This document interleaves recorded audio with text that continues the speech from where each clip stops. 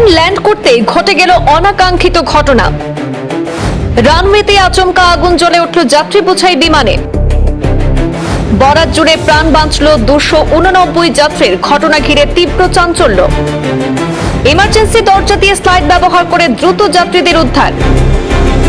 বিমানবন্দরের আপৎকালীন তৎপরতায় পরিস্থিতি নিয়ন্ত্রণে আনা হয়। টার্কিশ এয়ারলাইন্সের বিমানে সংঘটিত অনাকাঙ্ক্ষিত ঘটনাটি ঘটেছে কাঠমান্ডু বিমানবন্দরে। বিমান বিপত্তি যেন কোনো কিছুতেই পিছু ছাড়ছে না।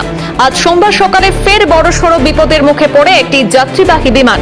জানা গিয়েছে, ল্যান্ডিং এর সময় বিমানের ডান দিকের চাকায় আগুন ধরে যায়। মুহূর্তের মধ্যে ঘন কালো ধোঁয়ায় মুহূর্তে আতঙ্ক ছড়িয়ে পড়ে যাত্রী এবং বিমান কর্মীদের মধ্যে। সঙ্গে সঙ্গে যাত্রীদের নিরাপদ স্থানে সরিয়ে নিয়ে যাওয়া হয়। কোনো প্রাণহানির খবর পাওয়া যায়নি। এই ঘটনাটি ঘটেছে নেপালের কাঠমান্ডু বিমানবন্দরে। বিমানবন্দর থেকে জানা গিয়েছে, আজ সোমবার নেপালের কাঠমান্ডু ত্রিভুবন আন্তর্জাতিক বিমানবন্দরে টার্কিশ এয়ারলাইন্সের একটি বিমানে আগুন ধরে যায়।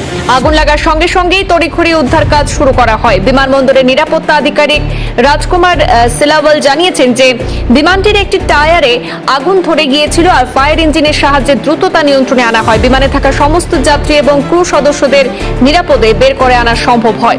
সেই বিমানে মোট 278 জন যাত্রী এবং 11 জন ক্রু সদস্য ছিলেন।